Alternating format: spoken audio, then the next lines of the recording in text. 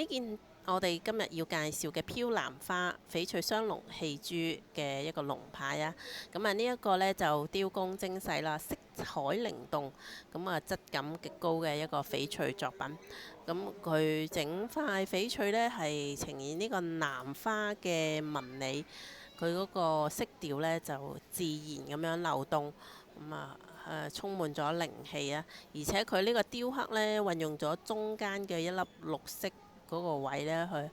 俾師傅巧妙咁樣用嚟做咗一個龍吐珠嘅一粒珠嚇，咁令到成個雙龍戲珠個構圖呢，就更加生動有神嘅。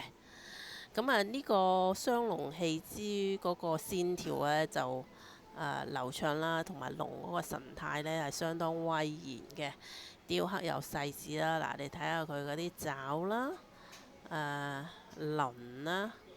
呢啲都清晰可見，栩栩如生啊！而且佢個本身呢一個呢，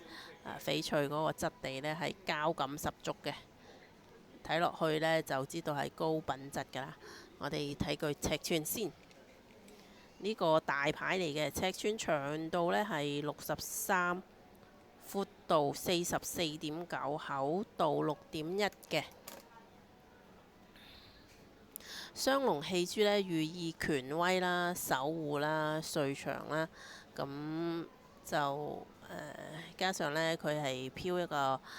天然嘅藍花，咁戴上身就比較有氣質嘅感覺呢，又有靈性，咁啱晒一啲中意有寓意，亦都有藝術感嘅一啲朋友嘅。呢一個雙龍戲珠嘅一個翡翠龍牌呢，佢嗰個價錢呢就係2800蚊，而且附送一個香港嘅翡翠鑑定證書啊！嗱，呢一個係香港翡翠鑑定證書呢一張，